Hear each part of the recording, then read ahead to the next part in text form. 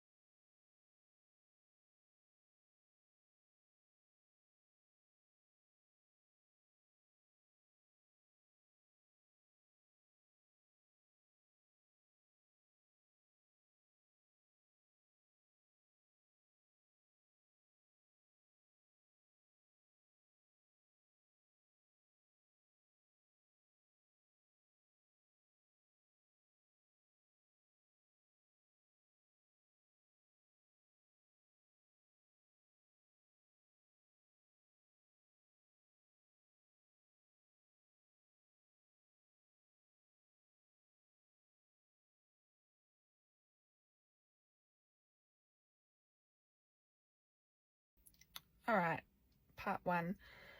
The way I'm going to do this story is I'm going to take you right back to the beginning, and I'm going to tell it in the timeline of how it unfolded and how it happened for me.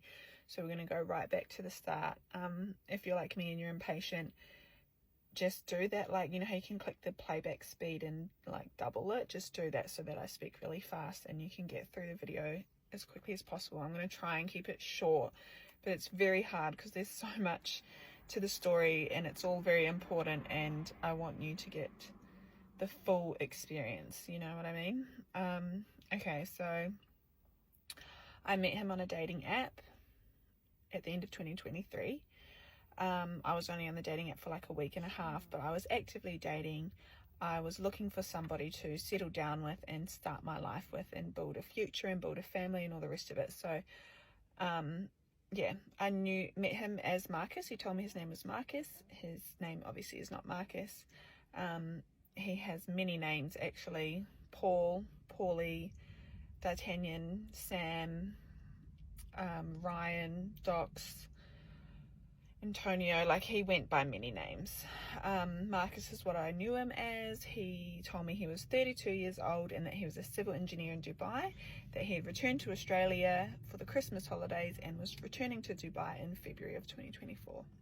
And I was like, yeah, cool, whatever. Like, I thought that was the truth. I was like, yeah, that's cool, like, awesome. He was very knowledgeable about civil engineering, which he studied when he was in the military. So he told me he was in the Australian Defence Force, went in the Australian Defence Force when he was 18 years old, was shipped off by his parents, Latoya and Henrik Bennett, also not real people, with his 4 brothers. So he told me he had 4 older brothers named Sam, Henrik, Edgar, and Paul, all of which are not real people.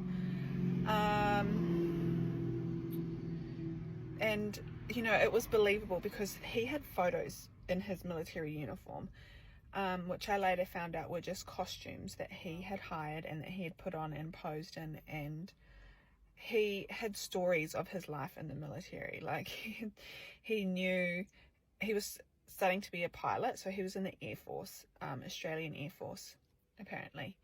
But he had stories, you know, about his time there and about his job in Dubai. So I had no reason to think that he was lying about all of this.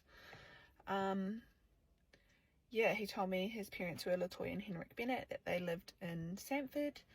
And yeah, we started dating. Like, I wasn't super interested in him at the start. He wasn't really the type of guy I would usually go for. I've never dated an Islander guy before. I never go for them. I stay away from them because I grew up around them. I don't know, they're just not the kind of guy I would usually go for. So it wasn't until we went on a few dates and that we had a conversation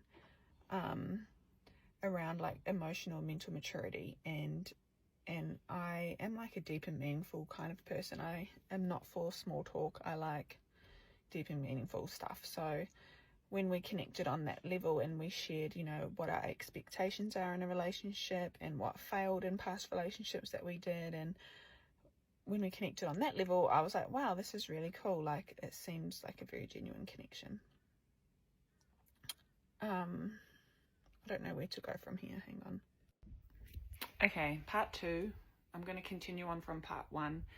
We dated for like a year before I found out that it was all lies. So I'll try and like move through that story as fast as I can and then tell you how I found out who he was and how things went when I discovered all of that, because that's where all what the F moments are. So carrying on from part 1, we were talking and like going on dates and stuff at this stage, and you know, he's sharing with me like his most recent ex-girlfriend who like cheated on him, and it was really traumatic, and he went and saw a therapist, and I thought that was really great.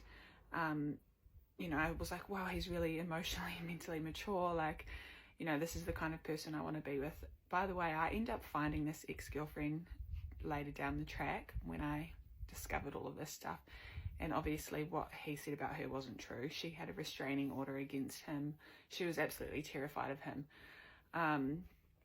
So yeah, we progressed in our relationship and we decided like we would be committed to each other. We talked about marriage. We were like, we'll have a family, like, you know, let's build a future and a life together. He knew that's what I wanted and that's what I was looking for. So he played the part of that's what he wanted too. So that's why things progressed quickly, I guess. Like, I thought it was genuine. I knew that I was being genuine and my love was genuine, and I, you know, was telling the truth. So I just expected that he was too. So another important thing to point out is that he had one tattoo when I met him. He got all his tattoos within like 2 or 3 months because he was trying to get them all done before he went back to Dubai at the end of February. So he told me that he was half Tongan, half Māori, that his dad was Māori and that his mum was Tongan, and that he was born in New Zealand and moved to Australia when he was 1 year old with him and all his 4 brothers. All of these people are not real people. And then he got his Australia citizenship when he came to Australia in the 90s as 1 year old. And that made sense to me. I was like, yeah, people do that. Like, a lot of Pacific Islander families have done that. And, you know, I thought it was impressive that his dad was also in the Defence Force and was a civil engineer too, and helped build the airport runway in Brisbane. Like, he had stories of his life and all the characters in his life, his parents, like his childhood stories, like he had stories of his whole life. So obviously you think it's real, because how does someone, like, I'm not thinking, oh, he's lying about that, you know. I'm like, wow, that's really cool, like, whatever. Okay, so that's why, I think that's important to share.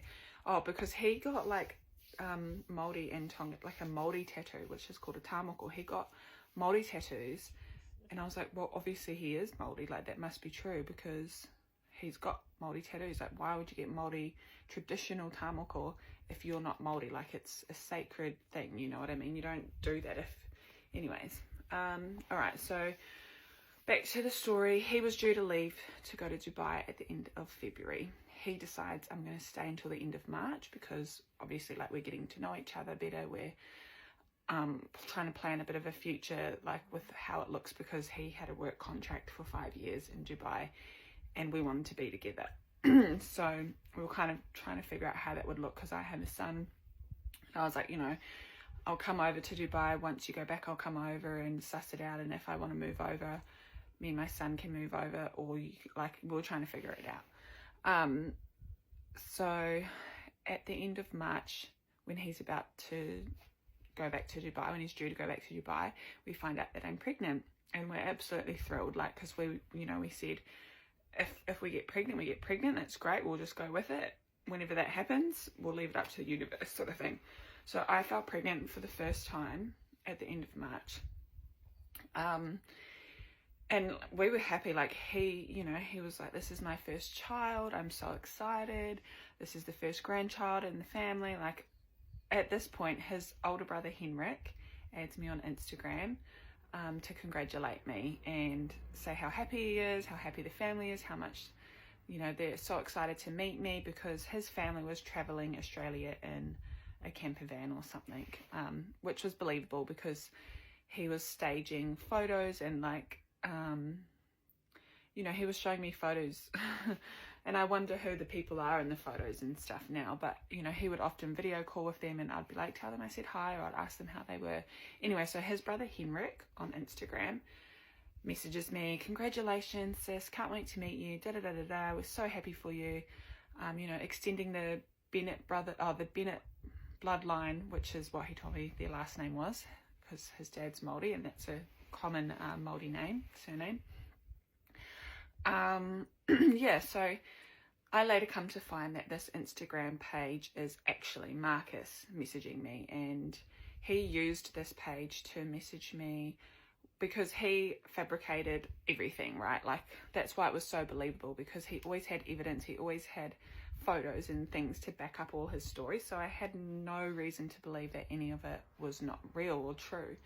But his brother would message me and be like, hey sis, I'm going to come pick Marcus up, we're just going to go, because apparently his brother lived like about 25 minutes from my house in Main Beach or Miami Beach or something on the Gold Coast, all of which is not true. But he, he'd be like, I'm going to come pick my brother up, we've got, because they had a business, he had a civil engineer business with his brother's family business called Bennett Bros Designs. This had an Instagram account too, and an email, and like, I don't know where he got all the images from of like the projects that they had worked on that he showed me and stuff. But so where are we at now? We're at 3 fake Instagram pages so far. So he's got his own personal page, he's got Henrik the brother's page, and he's got the Bennett Bros Designs Instagram page, all of which are not real, because his personal page, I didn't know it at the time, I didn't have him on Instagram at that time, but it was under the name D'Artagnan Bennett, which is another name that I wasn't aware of. I only knew him as Marcus. I obviously didn't know that he was living this lie at this point. So yeah, his brother would message me off this page. I mean, he would message me as his brother off his Instagram page. I'm thinking it's the brother coming to pick him up, take him out for dinner, going to work on the projects for the civil design job. And it was just him. That's how because he had multiple other girlfriends and women that I've just learnt of during that time. And this is how he would organise to go out and see them, with me being okay with it, obviously, because I just thought he was with his brother or his friends. I'd quite often drop him off to his friends' places. I would see them, and yeah, like, he had photos with his friends and stuff, so I didn't think that he was out there cheating. Like, I genuinely thought he was hanging out with his brother. Okay, so find out we're pregnant, he's staying in, yeah, all right. I then lose that baby, so we have a miscarriage, I think around May, and we're devastated. Like, his brother messages me, I'm so sorry, like, mum and dad are upset, blah, blah, blah, blah. Like, we go through the grieving process of that. Marcus seems really upset, and well, like, if it happens again, it happens. Yeah. I obviously fall pregnant again. And at this point too, he's living with me. I'm paying for pretty much everything. What's weird is that every now and then he would have money, but then he wouldn't, and it was just weird. Like, if he ran into money, he'd tell me that his parents gave him money or his brother gave him money or something. But the reason why I was paying for everything at the start was because he told me, and this made sense at the time, so don't come for me. He told me that his money was tied up in Dubai and the ATO with Australia, which makes sense, because if you live and work in another country, which I thought he did in Dubai, and you're in Australia for more than 3 months, you have to pay tax on the money that you bring in, and it's like a lot with the Australian ATO, the tax officers. So that was believable. I was like, oh, that's cool. Like, I'll cover us. We're in a committed relationship. You know, I'll pay for things. That's what you do when you're with someone. Like, you sort all that out. When you get your money back, great. Like, you don't have to pay me back, but, like, you know what I mean? Because that's what you do when you're in a relationship with someone. Okay, so I fall pregnant again with this little bubba, and we're, like, over the moon happy, absolutely thrilled, like, because it's what we really wanted, you know. And man, he played the part so well of this being his first child. Like, he seemed so genuine. Now that I've found out that there's 7 other kids now, by the way, now that I've found out that there's other children, I'm like, how did he play the part so well that this was his first child? He was so considerate. Like, you know, he wanted to come to all the appointments. He wanted to be really involved. Like, he was always asking me questions like, how can I support you? What do you need? Like, he was very caring and very nurturing, and like, yeah. I'm going to fast forward the story a little bit and jump to like when I go to New Zealand and when he goes to Dubai, because that's when things started, the red flags started showing at that point. So let me do that in part 3. Okay, part 3. So at this point in our relationship, I'm pregnant with this pregnancy, but it's very early on in the pregnancy.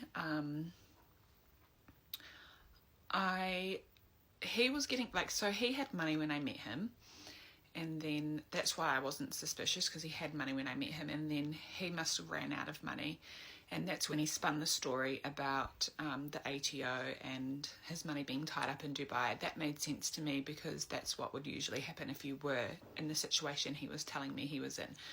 So everything he tells me is a lie. Just remember that when I'm telling you the story, okay? So yeah, when he ran out of money, he'd always have a story about, you know, it was the ATO and so I had no problem paying for things. And yeah, at this point I had forked out a lot of money at this point. His brother sent me this message around the time of his birthday, Marcus's birthday, and asked me to chip in to help pay for some of his tattoos, which I did. I sent like $400 or $500. Their grandmother had passed away. That's what he told me. Not true, but that's what he told me. And in our culture, because Marcus told me he was half Tongan, he's full Tongan, by the way, but he told me he was half Māori and half Tongan. I'm half Tongan myself, so I understand our cultural, like, you know, what we do in our culture, and that is, if someone passes away, if someone gets married or whatever, you contribute money to it. You help the family. So when he told me his grandma had passed away, obviously I felt devastated for him, because he was actually video calling his grandparents, and I could hear him when he was video calling them, and they were Tongan. He told me they were his grandparents, but they weren't. I later have found out that those were his actual real parents, but they barely spoke English, and they were traditional, like, Tongan, very traditional Tongan people. So, oh my God, I feel like I'm getting off track, sorry. I sent more money to him to send to his family, but obviously none of that was true. So, like, at this point I've forked out a lot of money. I'm paying for everything, like our rent and our bills and all of that sort of stuff, food, and I just thought, you know, his money's tied up. But you know what was weird is that every now and then he would get influxes of money. I mean, maybe it was the money that I was sending to his brother, and also I think because during our whole year relationship, he was actively dating and actively talking to other women. So he had multiple other girlfriends. So I assume he got money from some of them as well. Okay, so now we are planning what we're going to do because I'm pregnant again. He's got to go back to Dubai very, very soon for work. And we're trying to decide what our future's going to look like. So this is what our plan becomes. He's going to go to Dubai at the end of October. I'm going to sell everything that I have in Australia because his parents have bought us an apartment that I will come back to after I do all of this. So I'm going to New Zealand. I sell everything. I close my business. I luckily keep my car and I end up being able to come back to that, but I sell everything else, close my business, and my plan is to go to New Zealand, see my family, let them know I'm pregnant. I met a great guy, like we're building a life together. You guys will meet him at Christmas time, meaning Christmas 2024.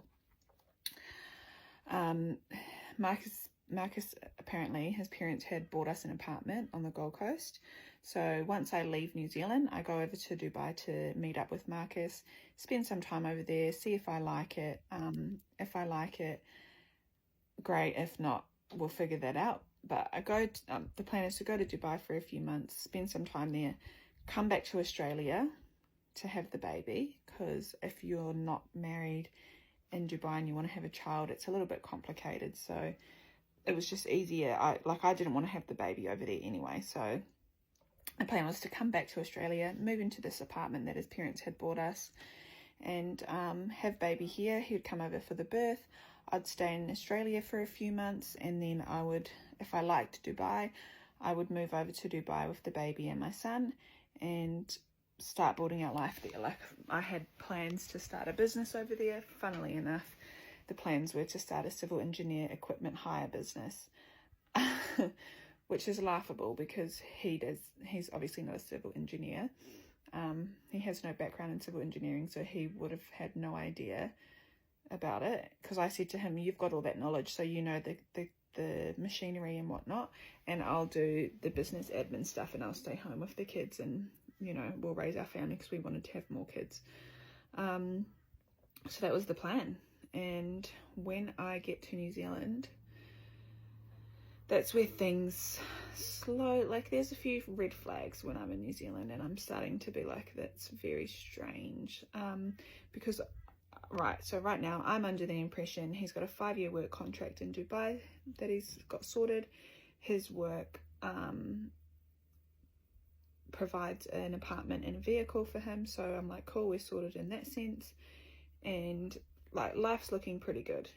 I feel like we've sorted things out, we've got this plan moving forward, and the future's looking bright. When I'm in New Zealand, yeah, that's when things start to get a bit weird, so I'll go into that in part 4.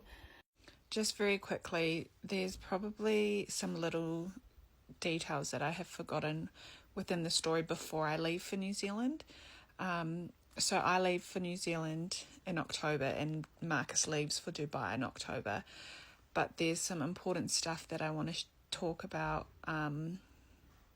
that happened before that's probably important in the story, that I've got all the videos and photo evidence of. So I might do a live, or like in my subscriptions I'll just post like filling in the blanks and the details and answering some of your questions and like the finer details, because they contribute to the overall story and unfolding of all the like lies and deception that I find once I'm in Dubai. So yeah, just keep that in mind. Okay, bye. This stage, I don't even know what to say. And the thing that is paining me for her is she's pregnant.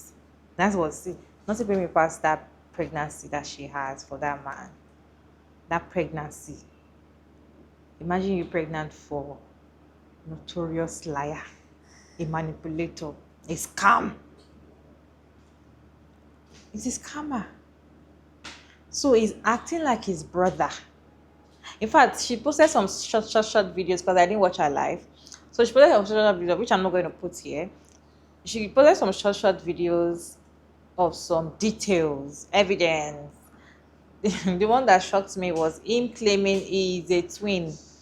And you guys, if we photoshop his picture inside another picture in one picture, if we wish himself a birthday, if we go on Instagram, oh, happy birthday to us, my twin brother.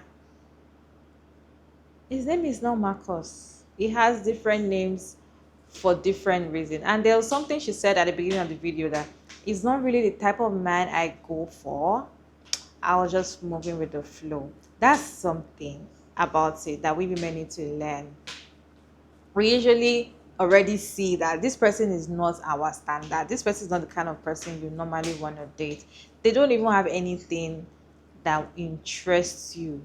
Maybe because they are just, showing interest, showing that they love you. We women will just say, you know what, let me just give you a try. Most of the time, these men are not in our level, or like you don't even like them for a start. And that's you guys remember the video we talked about when someone was like, I never liked my husband. It was when we got married and I started liking him. That it was not the kind of man that I wanted.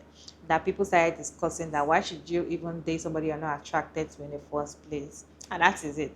Okay, if she had actually followed her instinct that like, oh, he's not the kind of man I actually be with, probably this whole thing will have been avoided. But then it can happen to anybody. This man is the kind of person that has planned this lie. He has planned that this next woman I'm going to be with, I am going to plan. Like it's not something you can easily just catch because he has proof and pictures. He lied that he went to military, went to hire uniform to take pictures. That is a lot of sit down lie. Like, oh my god.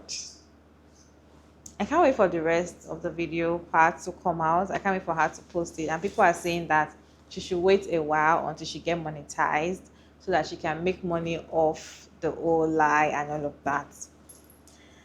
Let me know your thoughts about this story time down in the comment section. I thank you so much for tuning in. I hope you enjoyed this one.